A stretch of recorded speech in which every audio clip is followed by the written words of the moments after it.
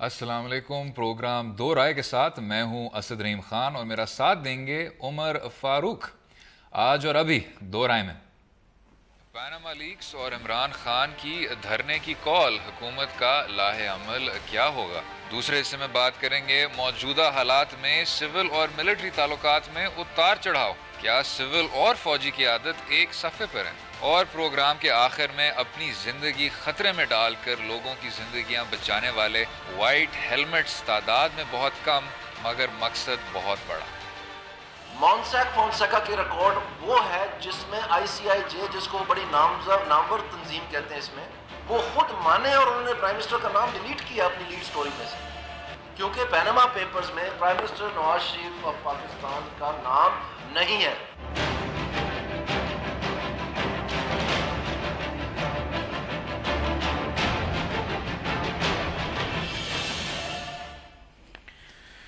جناب جناب میں اختلاف تو کروں گا شروع ہوتے ساتھ ہی. ہاں، کیا اختلاف؟ یہ جو شو ہے یہ گہرا تجزیہ کا شو ہے، یہ ایک تصویر کا ایک دو رخ آپ واضح کریں لوگوں کے لیے، اس کا شو ہے. آپ نے پھر گھوم پھر کے اس کو گورنمنٹ ورسز پی ٹی آئی کا بنا دیا، پھر ہم نے میاں صاحب اور عمران خان صاحبان کی بات کرنی ہے. نہیں تو آپ کریں نا، انالیسس کریں، آپ اپنا ویو پوائنٹ دیں. میرا خیال ہے کوئی اسٹیٹ جیکٹ تو ہے نہیں کہ آپ میں تو جی ادھر ہے آرٹیکل 16 آرٹیکل 16 میں پڑھ دیتا ہوں. اس پروگرام میں دوسری دفعہ یہ کوٹ کر رہے ہیں. دوسری بار میں پڑھ دیتا ہوں. عمران خان صاحب کو حق دلانے کے لیے دیکھیں جی آئین کے جو بنیادی حقوق ہیں، میں تو کہتا ہوں ہر شو میں ان کو بار بار پڑھنا چاہیے تاکہ ہمیں پورے وقت ہمارے سامنے ہوں. بالکل صحیح بات ہے. اس ملک کی بدقسمتی ہے کہ ہم ان بنیادی حقوق پر عمل نہیں کرتے. اچھا چلیں میں پڑھتا ہوں. امن و امان کے مفاد میں قانون کے ذریعے عائد کردہ پابندیوں کے تابع ہر شہری کو پرامن طور پر اور اسلحہ کے بغیر جمع ہونے کا حق ہوگا. لیکن آپ نے آف اسکرین ایک بڑی خوبصورت بات کی تھی، اس کا کیا جواب دیا تھا آپ نے؟ وہ جو فرینچ ریولوشن کے حوالے سے کہتے ہیں نا کہ وہ ایک بندہ چھڑی گھماتے ہوئے جا رہا تھا تو کسی کی ناک پہ لگ گئی، اس نے رک کے کہا، اس نے کہا یہ کیا کر رہے ہو تم نے میرے ناک پہ مارا. اس نے کہا this is a free country, I am free. تو اس نے جس کی ناک پہ لگی تھی اس نے کہا تھا کہ your freedom stops where my nose starts. تو مجھے تو ویسے میں بھی عمران خان صاحب کے بارے میں ایک چھوٹا سا تبصرہ کر دوں کہ مجھے عمران خان صاحب جو ہے نا ایک فرسٹریٹڈ آؤٹ سائڈر لگتے ہیں، جو سائڈ لائنز، جن کو پاور سٹرگل میں کوئی حصہ نہیں ملا. جب سے وہ سٹرگل کر رہے ہیں ان کو حصہ کوئی نہیں ملا، اور وہ سائڈ لائن پہ کھڑے ہو کے زور زور سے چیخ رہے ہیں کہ مجھے بھی حصہ دو، مجھے بھی حصہ دو. اور مجھے آنے والے دنوں میں بھی ان کو حصہ ملتا ہوا نظر نہیں آ رہا. چلیں، ہم نے جس طرح بات کی بنیادی حقوق کی، آئین میں درج ہیں یہ بنیادی حقوق، اور اگر وہ دھرنا کرنا چاہتے ہیں وہ ضرور دھرنا کریں. لیکن جس طرح آپ نے کہا freedom stops where my nose starts, آپ وہی، اور یہ جو مجھے جو افسوس ہو رہا ہے وہ یہ ہے نوز کہاں سے سٹارٹ ہوتی ہے وہ میں آپ کو بتا دوں. وہ بھی بتا دیں. نوز کہاں سے سٹارٹ ہوتی ہے. دیکھیں، میں صبح اپنے بچوں کو لے کے اسکول کے لیے روانہ ہوتا ہوں اسلام آباد کے لیے. ایکسپریس وے بھری ہوئی ہوتی ہے، بمپر ٹو بمپر ہوتا ہے. اگر آپ 1000 بندہ فیض آباد پہ کھڑا کرتے ہیں نا تو اسلام آباد لاک ڈاؤن ہو جاتا ہے، اسلام آباد بالکل شٹ ڈاؤن ہو جاتا ہے. کیا 2014 کے دھرنے کے وقت بھی کوئی بچے اسکول نہیں جا سکتے، لوگ آفس نہیں جا سکتے، لوگ اپنے بزنس پہ نہیں جا سکتے. اور یہ بڑی مطلب لاکھوں لوگ صبح انوائرن سے اسلام آباد کے ہارٹ لینڈ کی طرف آتے ہیں ایکسپریس وے کے ذریعے.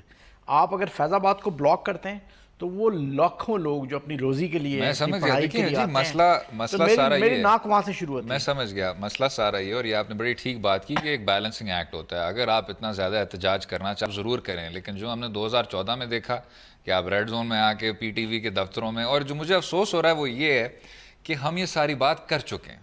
یہ میں بات پھر کر رہا ہوں پی ٹی وی والی، یہ جو آپ تھرو فیئر کی بات کر رہے ہیں یہ آپ پھر کر رہے ہیں، لیکن سلسلہ وہی چلتا آ رہا ہے کیونکہ آپ نے وہ ریفارمز نہیں کیے، آپ نے ان اداروں میں کچھ آپ نے میکنزمز نہیں انسٹیٹیوٹ کیے. تو یہ اب سلسلہ کہاں سے شروع ہو اور کس طرح شروع ہو؟ عمران خان صاحب پہ یہ ذمہ داری ہے تھوڑی سی یہ باتیں کریں اداروں کی اور انسٹیٹیوشنل ریفارم کی پارلیمنٹ میں اور حکومت پہ، احتجاج کرنا ہے اور حکومت بڑا سا میدان جو ہے نا آپ ڈیڈیکیٹ کر دیں جس نے احتجاج کرنا ہے بندے 1,00,000 2 لاکھ بندہ اس میدان میں اکٹھا کرے اور گورنمنٹ کے خلاف تو آپ یہ کوئی روسی کمیونسٹ سسٹم تھوڑی ہے کہ یہ پروٹیسٹ اسکوائر ہے، آپ انہی حدود میں رہتے ہوئے آپ احتجاج کریں، اپنے مسئلہ یہ ہے نا وہ احساسات کا اظہار کریں. ادھر 10,000 بندہ اکٹھے کریں گے جو گورنمنٹ کو کرٹیسائز کر رہا ہوگا، اور وہ جو 1.5 لاکھ بندہ ڈسٹرب ہو رہا ہوگا وہ آپ کو کرٹیسائز کر رہا ہوگا. مزید افسوس ہو رہا ہے کہ میں نے آپ کو آرٹیکل 16 پڑھنے کے بعد آپ یہ کہہ رہے ہیں کہ جی آپ ایک ڈیزگنیٹ کر دیں جگہ، ادھر ہی کھڑے ہو کے وہ کریں گے. مجھے وہ 80s کا مارشل لا ریگولیشن یاد آ گیا. سیوک لائف کو ڈسٹرب نہ کریں، سیوک لائف کو ڈسٹرب نہ کریں. لیکن خیر یہ تو لمبی بحث ہو جائے گی. لیکن اگر ہم آ جائیں وہ جو سپریم کورٹ بھی ایک ہیئرنگ کر رہی ہے پرائم منسٹر کی ڈسکوالیفیکیشن کے حوالے سے، وہ جو کلب کر دیا انہوں نے ڈفرینٹ پٹیشنز کو، کچھ لوگوں پی نے ٹی آئی اس طرح کی، کے جماعت اسلامی کی، اور پٹیشنز کو کلب کر کے ایک ہیئرنگ 20 اکتوبر کو شاید کر رہے ہیں. یہ بالکل اسی طرح ہوگا جس طرح وہی کلاز، اسی کلاز کے انڈر کہ پرائم منسٹر کی membership of the national assembly کو کویسچن کیا گیا، چیلنج کیا گیا کیونکہ وہ صادق اور امین نہیں رہے. میں کہتا ہوں جی کہ اس کا ذرا بتائیں نا تھوڑا سا لیگل کیا. میں اس پہ ہی آ رہا ہوں جی کہ ابھی چیف جسٹس صاحب نے گزشتہ دن یہ بھی کہا کہ عوام کو اپنا جو ووٹ ہے اس کو صحیح طرح استعمال کرنا چاہیے. اب ایک آپس میں اداروں میں بھی یہ اب ڈسکشن ایک شروع ہے کہ اس کو کس طرح دیکھنا چاہیے. لیکن جب آپ نے ان پٹیشنز کی بات کی، دیکھیں ہماری جو ہسٹری رہی ہے وہ ایک بڑی، ہم نے مشکلات دیکھے ہوئے ہیں، کافی کچھ دیکھا ہوا ہے. اس میں ڈیموکریٹکلی الیکٹڈ آپ کی منتخب حکومت جو ہے 2013 میں اس کا ٹرم کمپلیٹ ہوا، ٹھیک، اس میں بھی آپ نے یوسف رضا گیلانی صاحب کو گھر بھیج دیا. تو وہی جو آئین کی بالادستی کی بات ہوتی ہے، آپ نے اپنے کچھ ٹرمز کو پورا حد تک چلنے دینا چاہیے. اب جب آپ بات کرتے ہیں وزیر اعظم صاحب کی، اور ابھی ہم نے نواز لیگ کے ایک رہنما کی بھی بات سنی کہ ان کا نام اس میں نہیں آیا انکوائری میں، پیناما پیپرز میں. آپ پوری کی پوری تحقیق کریں، اس تحقیق کے بنیاد پر آپ آگے چلیں. تو اگین وہی بیلنسنگ ایکٹ کی بات ہے، دس از اے کانسٹیٹیوشنل ڈیموکریسی. آپ جب شروع ہو جاتے ہیں نا آتے ساتھ ہی کہ جی یہ استعفے دیں، وہ کریں، اس طرح کریں، وہ ہونا چاہیے نتیجے کی بنیاد. میں صرف ایک بات کہوں گا اس میں جی کہ یہ جو امبیلنس ہے نا ریپرزینٹیو انسٹیٹیوشنز کا اور نان ریپرزینٹیو انسٹیٹیوشنز کا پاکستان کے اسٹیٹ سٹرکچر میں، یہ ہمیشہ یہ imbalance has been the cause of disruption in the political system. ٹھیک، آپ پرائم منسٹر کو ڈسکوالیفائی کرنے کے لیے یا اس کو آسٹ کرنے کے لیے کانسٹیٹیوشن بڑا کلیئرلی بتاتا ہے کہ جی نو کانفیڈنس موو لاؤ، پرائم منسٹر کو نکال دو اور نیا پرائم منسٹر لے آؤ. نو کانفیڈنس موو کی کلاز مجھے اب یاد نہیں آ رہی کون سی ہے، لیکن اگر آپ انوینٹ کرتے ہیں نا کوئی طریقہ پرائم منسٹر کو نکالنے کا، تو میرا خیال ہے وہ ایک disruption in the political system ہوگا. بالکل ٹھیک. اور نان ریپرزینٹیو انسٹیٹیوشنز کی طرف سے ہوگا. نان ریپرزینٹیو انسٹیٹیوشنز ہمیشہ سے ریپرزینٹیو انسٹیٹیوشنز کو ڈسرپٹ کرنے کے لیے انٹروین کرتے رہے ہیں پاکستان. چلیں، لیکن اب لانگ ہسٹری ہے. بالکل ٹھیک. لیکن اب آپ جو ہمارے حکومتی ادارے ہیں ان پہ آ جائیں. حکومت اداروں کو اب یہ دیکھ لینا چاہیے کہ یہ فرسٹریشن بڑھتی جا رہی ہے، اور میں سمجھتا یہ بھی ہوں کہ منتخب حکومت پہ یہ بھی واجب ہوتا ہے کہ باقی جماعتوں کو ایک حد تک ساتھ لے کے چلے. تو جو ان کی جو ہیں وہ کہتے ہیں کہ جی ہمارے یہ سارے گریونسز ہیں، آپ ان گریونسز کو دور کریں، ان کے ساتھ بیٹھیں، ان کو کہیں کہ جی ایف بی آر کی یہ کارروائی ہے، نیب کی یہ کارکردگی ہے، ہم نے اس طرح ان اداروں کو ریپرزینٹیو بنانا ہے. اب جو فرسٹریشن آپ کو نظر آ رہی ہے اپوزیشن میں، وہ اس سب کا ایک نتیجہ ہے. اکراس دا بورڈ تحقیقات کریں. یہ ایک بڑی سنگین چیز ہوئی ہے پوری دنیا میں. اگر ہلچل مچی ہے پیناما کے اوپر تو ایک وجہ سے مچی ہے. اکراس دا بورڈ آپ تحقیقات کریں، لوگوں کو آپ اس حد تک اس پوائنٹ پہ آپ مجبور نہ کریں. تو یہ دونوں طرفوں سے عمران خان صاحب کو آئین کے دائرہ کار میں رہتے ہوئے احتجاج کرنا چاہیے، حکومت کو اپنا فرض نبھانا چاہیے اور ان اداروں کو مزید مضبوط کرنا چاہیے. تحقیقات شروع کریں، بالکل شروع کریں. اگلے حصے میں ہم اس سے ریلیٹڈ بات کریں گے. کیا فوج اور سویلین قیادت ایک ہی صفحے پر ہے؟ دیکھیے گا ہمارے ساتھ.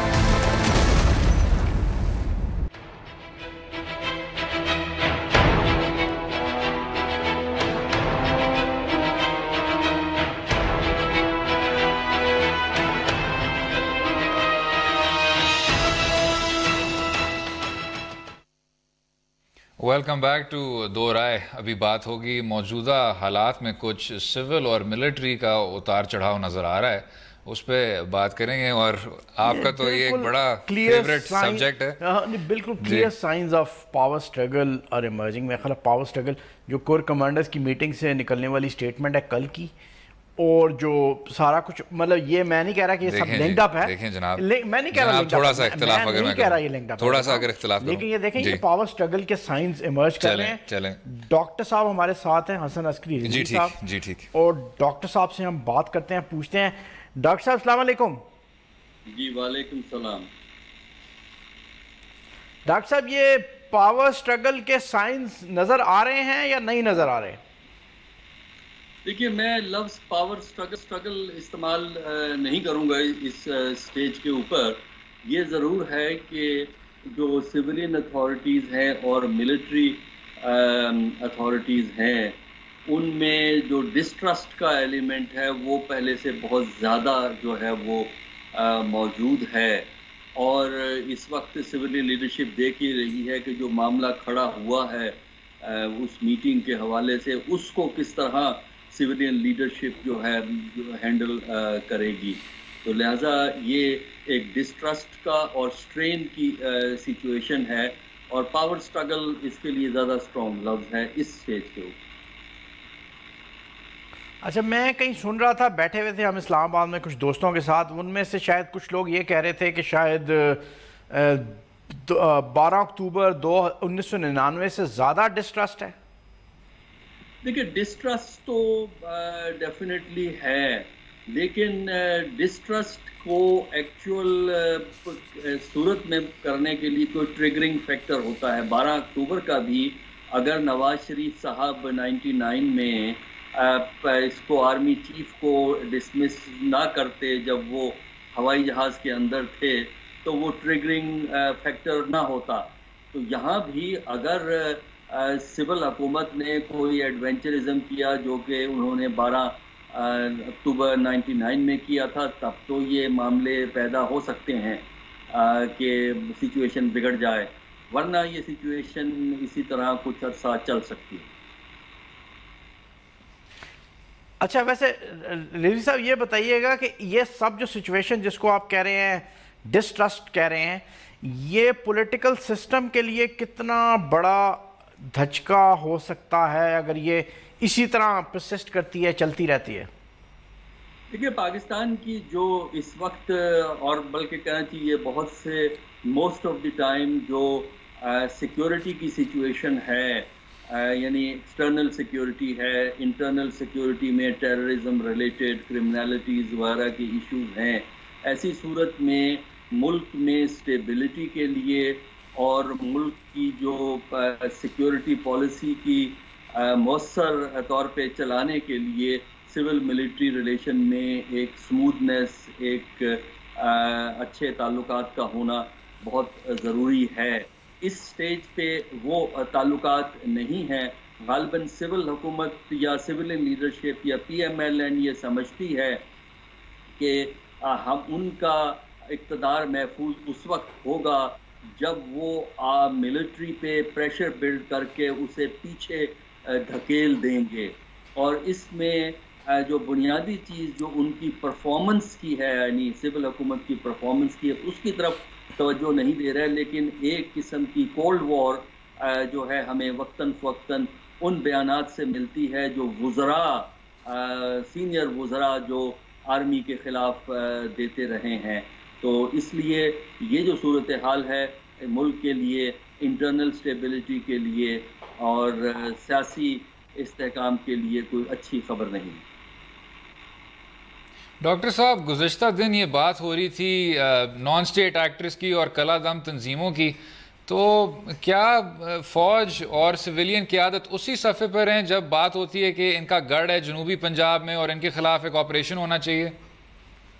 دیکھیں پرابلم تو اس وقت یہ ہے کہ اس خبر میں تو سارا الزام جو ہے آرمی پہ لگا دیا گیا ہے. یہی بات جو انڈیا کہتا ہے وہی امریکہ کہتا ہے, وہی وہ خبر کہہ رہی ہے, اگر وہ خبر گورنمنٹ کی تھنکنگ کو ریفلیکٹ کرتی ہے.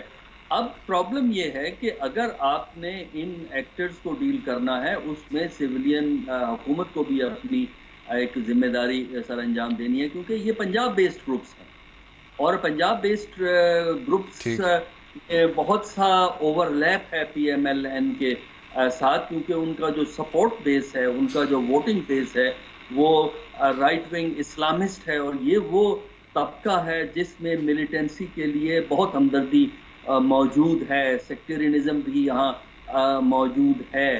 تو اس لیے یہ کہنا کہ یہاں پہ صرف اور صرف ملٹری کی وجہ سے یہ گروپ بقا پا رہے ہیں درست نہیں ہے. میرا خیال ہے کچھ ذمہ داری سیولینز کو بھی جو ہے وہ لینی پڑے گی. اور اس کے علاوہ یہ تنظیمیں کافی انٹرنچ کر گئی ہیں پاکستان میں، خاص کر پنجاب کے اندر، اور اس کے لیے اگر حکومت واقعی سیریس ہے تو قدم اٹھا کے دیکھ لے. اس کو اندازہ ہے کہ یہ کتنا مشکل کام ہے، اور اس میں جب تک آپ سپورٹ بیس کو کٹ آف نہیں کریں گے شاید کوئی بڑا ایکشن جو ہے وہ پنجاب میں نہیں ہوگا. مسئلہ یہ ہے کہ ایک طرف تو حکومت آرمی کو ذمہ دار ٹھہراتی ہے، دوسری طرف وہ یہ نہیں چاہتے کہ پنجاب کے اندر آرمی کوئی براہ راست یا رینجرز کوئی براہ راست اقدامات کریں، کیونکہ اس سے جو منوپلی آف پاور ہے پی ایم ایل این کی پنجاب میں وہ تھریٹن ہو جاتی ہے.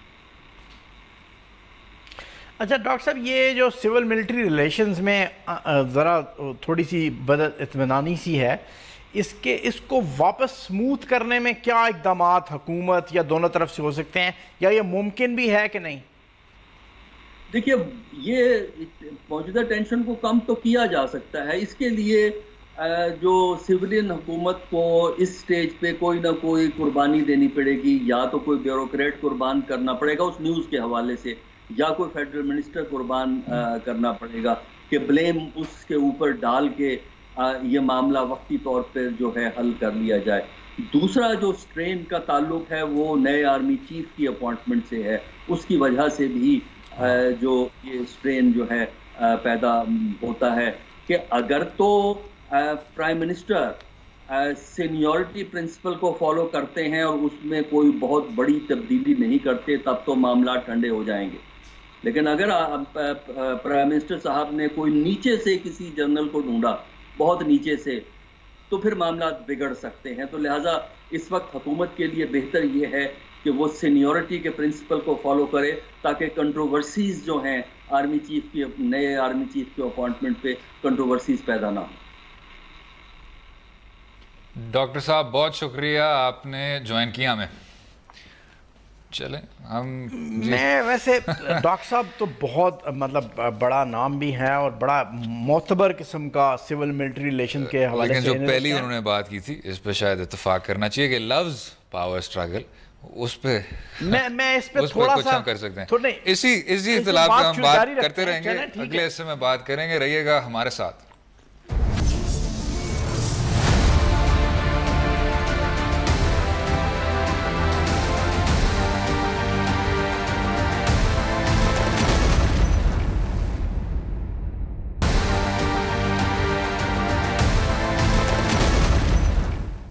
ویلکم بیک ٹو دو رائے. ابھی ڈاکٹر حسن عسکری رضوی سے بھی بات ہو رہی تھی.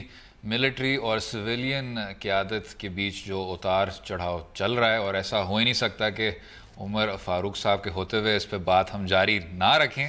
دیکھیں جی، آپ نے وہی پاور اسٹرگل کیوں کہہ رہا تھا، میں دیکھیں نا، ایک سے زیادہ وجوہات کی وجہ سے یہ ڈیفائننگ مومنٹس ہیں.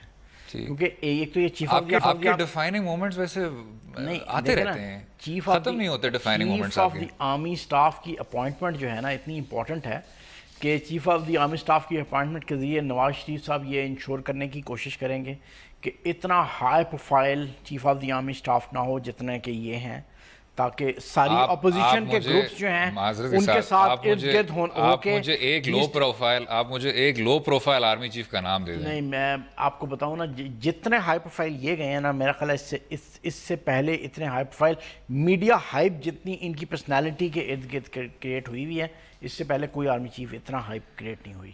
اور دوسری بات، عمران خان یہ کوشش کریں گے کہ نیا آنے والا بھی اتنا ہی ہائی پروفائل ہو تاکہ وہ اور اپنا کھوٹی پہ کوئی ٹانگ سکے نا کسی جگہ پہ اپنے آپ کو. اس میں عمران خان صاحب کا بھی لنک ہے. اس لیے میں بتا رہا ہوں کہ یہ عمران خان جو 30 اکتوبر کو یہاں آ رہے ہیں, یہ پوری میرا خیال ہے وہ پلاننگ ان کی ہے کہ یہ پریشر بلڈ کریں کہ جو بھی نیا آئے, عمران نواز شریف صاحب وہی حسن عسکری صاحب کی بات کہ کوئی وہ نیچے سے پک کر کے نہ لے آئیں. ایک لمحہ سن لیتے ہیں, عمران خان صاحب نے بھی ابھی کچھ باتیں کی. آپ نے اگر اپنا ملک بچانا ہے, اب یہ ڈیفائننگ مومنٹ ہے پاکستان کا, سب نے 30 کو آنا ہے, اور انشاءاللہ ہم تب تک یہاں سے نہیں ہلیں گے جب تک دو چیزیں, یا نواز شریف استعفیٰ دے گا اور یا نواز شریف اپنے آپ کو احتساب کے لیے کھڑا کرے گا. اب دیکھیں جی, ان حالات میں اب خان صاحب اس طرح کی بات کر رہے ہیں, ان حالات میں ڈیفائننگ مومنٹ کا لفظ استعمال کیا, میں وہی کہہ رہا ہوں, ان حالات میں آپ ڈیفائننگ مومنٹ ٹھیک ہے, ان حالات میں آپ سب کہہ رہے ہیں اور سارے یہ صحافی کہہ رہے ہیں کہ جی یہ پاور اسٹرگل ہے, یہ سب کو صبر و تحمل تھوڑا سا دکھانا چاہیے. آپ ایک میں یہ لفظ نہیں کہنا چاہتا, لیکن واقعی میں ایک اگر بات سن لیں, ایک نازک موڑ پہ آپ کھڑے ہیں, ٹھیک, ایک طرف آپ کی جو سیاسی حکومت ہے کسی طرح سے گھسیٹ کے آصف زرداری صاحب نے آپ کو دکھا دیا کہ آپ کا واقعی میں ایک ٹینیور کمپلیٹ ہو سکتا ہے, 2018 تک سویلینز کو پہنچنے دیں, ٹھیک, ایک طرف. دوسری طرف افواج پاکستان سرحدوں کی پاسبانی کر رہی ہے, ایک طرف نریندر مودی, دوسری طرف آپ کے یہ جو نان سٹیٹ, میں تو ان کو کہوں گا درندے ہیں جنہوں نے کتنا نقصان پہنچایا آپ کے ملک کو, دوسری طرف یہ ہیں وہ میں سمجھتا ہوں سر درد کی بازی لگا رہے ہیں, وہ جانیں آپ کی بچا رہے ہیں, ٹھیک. تھوڑی بہت پھر دیکھیں نا, آپ اب مسکرا رہے ہیں, تو اس کو آپ, یہ ایک بیلنسنگ ایکٹ ہے, میں پھر کہوں گا سویلینز کے لیے بھی اور فوج کے لیے بھی, آپ دونوں کو چلنے دیں, دونوں کو آگے چلنے دیں. امیچورٹی دونوں طرف ہے نا. جب آپ اپنے ڈرٹی لیننز پبلک میں واش کریں گے جی, تو دیکھیں نا, یہ جو کل سٹیٹمنٹ آئی ہے جو جی ایچ کیو میں کور کمانڈرز میٹنگ, آپ نے اس کو بھی کہہ دینا ہے کہ جی یہ اس سے تو دنیا ہل گئی ہماری, دیکھیں نا, اور اب پتہ نہیں اب کیا دیکھنے کو ملے گا. لانگ ٹریڈیشن ہے, گورنمنٹ ملٹری کے خلاف خبر لیک کر رہی ہے, ملٹری گورنمنٹ کے خلاف خبر لیک کر رہی ہے. اگر آپ اچھے ریسرچر کو یہ ٹاسک دینا کہ تمہارے پاس 3 مہینے ہیں, آپ پاکستان کے اخباروں میں سے وہ خبریں سلیکٹ کر کے بتاؤ جو ملٹری نے گورنمنٹ کے خلاف فیڈ کی ہیں, میرا خیال ہے وہ پوری کتاب لکھ دے گا. خیر وہ تو آپ دوسری طرف چلے گئے, لیکن آپ کو اچھے ریسرچر کی بھی ضرورت نہیں ہے. اگر آپ اس جی ایچ کیو کی سٹیٹمنٹ دیکھیں کہ جی نیشنل سیکیورٹی, قومی سلامتی آپ کی بریچ ہوئی ہے اور یہ فیبریکیٹڈ خبر ہے, اس میں یار ویسے مجھے ایک بات بتائیں, یہ جب آپ ایک سٹنگ الیکٹڈ پرائم منسٹر کو یہ کہہ رہے ہیں کہ اگر میں ایک منٹ اگر میں بات ختم کر لوں, میں جی ایک منٹ بات اگر ختم کر لوں, اس میں یہ ہے کہ اگر یہ خبر فیبریکیٹڈ ہے تو آپ کی سیکیورٹی تو شاید مجھے سمجھ نہیں آئی, شاید آپ مجھے سمجھا سکتے ہیں, تو وہ سیکیورٹی تو بریچ نہیں ہوئی کیونکہ یہ خبر ہی فیبریکیٹڈ ہے. اس کا مطلب یہ کچھ ہوا نہیں, اس کا مطلب ہے کوئی بریچ ایسا نہیں ہوا. اس میں شاید تھوڑی سی وضاحت کی ضرورت ہے کیونکہ مجھے یہ بات سمجھ نہیں آئی. لیکن یہ اس کہنے کے سب باوجود سویلین جو آپ کا نیکسس ہے اس میں آپ کے جو صحافی ہیں ان کو اس طرح پوری دنیا نہیں اٹھا دینی چاہیے کہ جی دنیا الٹی ہو گئی, سارے حالات خراب ہو گئے, مسئلہ گڑبڑ ہے. آپ everybody needs to behave more maturely, اور سویلین اور فوجی قیادت کو سخت ضرورت ہے کہ وہ اب اسی صفحے پہ آ جائیں جو وہ دسمبر 2014 اور جنوری 2015 میں تھے کہ ہم نے ساتھ مل کے ایک تو دہشت گردی کا خاتمہ کرنا ہے. بے شک وہ گروپس باہر آپریٹ کر رہے ہیں یا جنوبی پنجاب میں. صاحب سے یہ سوال کیا تھا تو میں یہ ایکسپیکٹ کر رہا تھا کہ آپ دیکھیں نا, گورنمنٹ کو نہیں چاہیے کہ آپ سیکرٹ میٹنگز کی خبریں لیک کریں کیونکہ وہ انیز آئے گا ریلیشن میں, اور میرا خیال ہے ملٹری کو بھی یہ چاہیے کہ وہ آپ اس طرح کی اسٹیٹمنٹ نہ دیں کہ جی فیڈ, یار آپ خود کیا کر رہے ہیں بھائی, آپ تو 10 سال سے بیٹھ کے خبریں فیڈ کر رہے ہیں یار گورنمنٹ کے خلاف. ہم روز خبر, آپ روز کا اخبار پڑھیں, روز خبریں فیڈ ہوئی ہوتی ہیں, ٹھیک, اور اس طرح کی خبریں فیڈ ہوئی ہوتی ہیں کہ وہ ان سائڈ انفارمیشن آپ بتا رہے ہوتے ہیں کہ کیا ہو رہا ہے.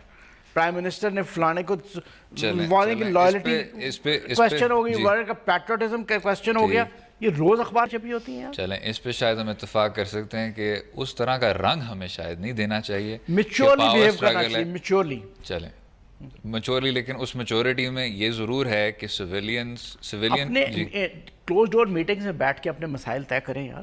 ٹھیک. اور پبلک ڈرٹی لیننز پبلک میں نہ واش کریں. بالکل ٹھیک, اس پہ ہم بالکل اتفاق کر سکتے ہیں. اور آخر میں پھر کچھ ہم بین الاقوامی معاملات پر بات کریں گے. سیریا میں حالانکہ وہ تعداد میں کم ہے, ان کا مقصد بہت بڑا ہے, وائٹ ہیلمٹس, اور انہوں نے جو جانیں بچائیں. رہیے گا ہمارے ساتھ.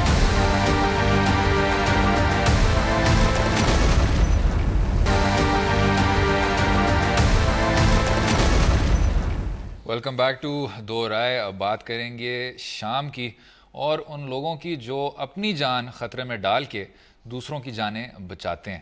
لیکن اس سے پہلے کہ ہم وائٹ ہیلمٹس کی بات کریں, تھوڑا سا اگر ہم بات کر لیں کہ شام میں جس طرح کے بڑے افسوسناک حالات بنتے جا رہے ہیں, جو اب صورتحال نظر آتی ہے وہاں, خون کی ندیاں, میرے خیال سے خون کی ندیاں کا جو ایکسپریشن ہے وہ یہاں استعمال ہو سکتا ہے. بالکل ہو سکتا ہے. آپ کے جو ایک ہمسائے بھی ہیں, ان کا ایک بڑا میں سمجھتا ہوں بے درد کردار رہا ہے اسلامی جمہوریہ ایران کا, جو حزب اللہ کے ذریعے بشر اسد کی اتنی حمایت کر رہے ہیں.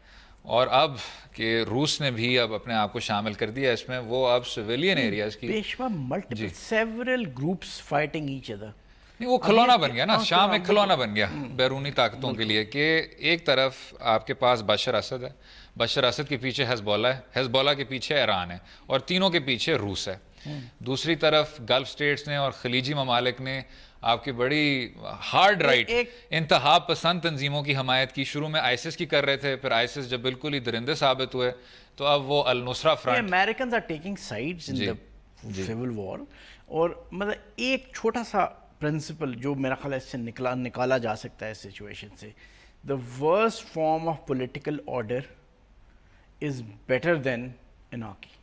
اور انارکی ہے یہ, بلکہ وہ تو کہتے ہیں جی کہ کیا کہ 100 دن آپ آمریت کے گزار لیں. Worst form of political order ہے نا جی, وہ بہتر ہے انارکی سے. اب دیکھیں نا وہاں پر آپ کو یہ سمجھ نہیں آ سکتی کہ کون کس سے لڑ رہا ہے, اتنا خراب صورت. لیکن ایک بات جو شاید اب جا کے ٹھیک لگتی ہے, اور خیر تب بھی یہی تھا 2011 میں جب بہت بات ہو رہی تھی کہ پاکستان اسی دلدل میں پھنس جائے گا, تب پیپلز پارٹی کی حکومت تھی. اور آپ مجھ سے بہتر جانتے ہیں کہ ایک ان کا تاریخی ایک تھا کنیکشن تھا, تعلق تھا بشر الاسد کا اور بھٹو خاندان کا. اس تعلق کے باوجود آپ شام میں نہیں گئے, آپ نے کسی کی حمایت نہیں کی. پیپلز پارٹی کی حکومت کے وقت انہوں نے کہا کہ ہم نیوٹرل رہیں گے, ہم نہ بشر اسد کے ساتھ ہیں اور ہم نہ ان سارے یہ جو باغی ہیں ان کے ساتھ ہیں. میرا خیال ہے یہ پاکستان کی فورن پالیسی کا ہمیشہ سے یہ ایک بنیادی پلر رہا ہے کہ آپ نے مسلم کنٹریز کے ساتھ اپنے تعلقات اچھے رکھنے ہیں, اور کسی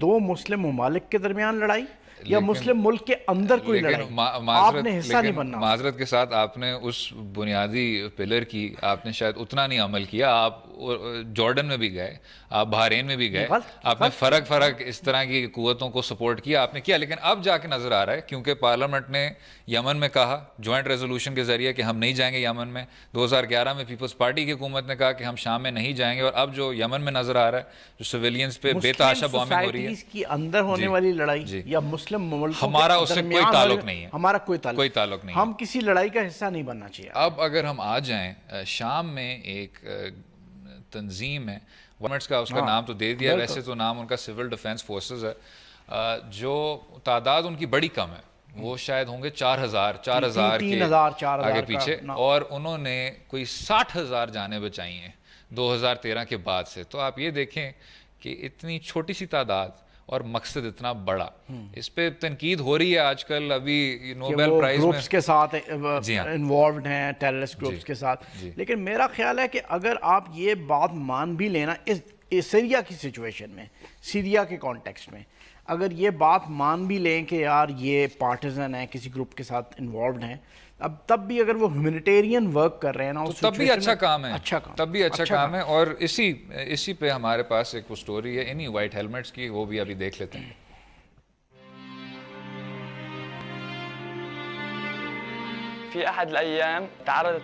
ایک دن انصاری محلہ پر بیرل بمبنگ ہوئی. ہم نے 2 فیملیز کو ملبے سے نکالا. ایک ماں بہت بری طرح رو رہی تھی, اس کو اپنے بچے کی فکر لاحق تھی.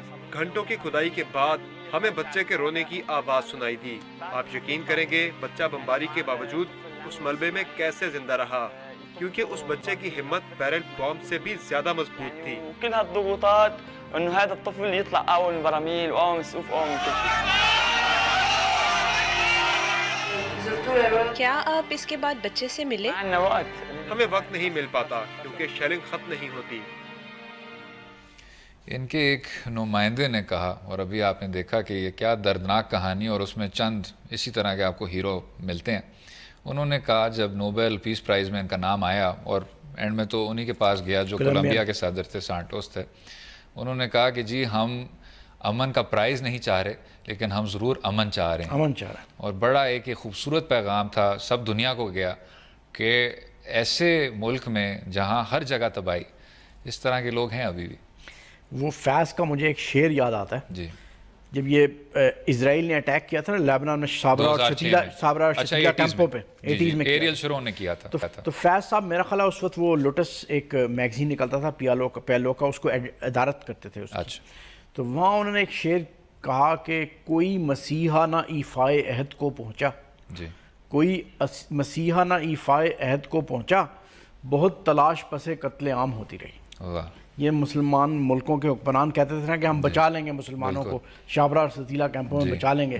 کوئی مسیحا نہ ایفائے عہد کو پہنچا، کوئی اپنا وعدہ پورے کرنے کوئی نہیں آیا کہ ان کو بچا لیں گے ہم. لیکن کتنی دردناک بات ہے کہ فیض صاحب نے جو اتنی دیر پہلے یہ بات کی وہ آج پھر اسی طرح. کوئی یہ مسلم ممالک بے حس لوگ ہیں یار، دیکھیں اتنے لوگ مر رہے ہیں. آپ پیس کنٹریبیوٹ کرنے کی بجائے آپ اور اسلحہ دے رہے ہیں اور لڑائیاں کرا رہے ہیں. لیکن شاید ہمیں پھر بھی شام جیسا میں لوگوں کی جو بنیادی انسانیت ہے وہ پھر بھی نظر آئی، اور وائٹ ہیلمٹس کی کارکردگی کے ذریعے ہمیں نظر آئی. امید ہے کہ آپ کو آج کا پروگرام پسند آیا ہوگا. اپنی رائے سے ہمیں ضرور آگاہ کریں ٹویٹر اور فیس بک لنکس کے ذریعے. کل تک مجھے اور عمر فاروق کو اجازت دیجیے. خدا حافظ.